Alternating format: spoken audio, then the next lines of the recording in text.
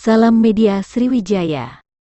Kebakaran hebat terjadi di Desa Sleman Ilir, Kecamatan Muara Pinang, Kabupaten Empat Lawang, Sumatera Selatan, sekitar pukul 17.50 waktu Indonesia Barat, Jumat kemarin tanggal 8 Juli 2022.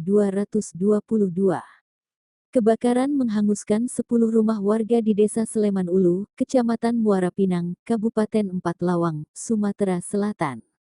Selain karena jarak yang berdekatan, rumah yang terbakar ini terbuat dari kayu dan papan, sehingga api cepat merambat. Pemadam kebakaran kewalahan menghentikan api karena kurangnya armada pemadam. Saat ini, sebanyak 35 warga mengungsi ke rumah saudara serta tetangganya.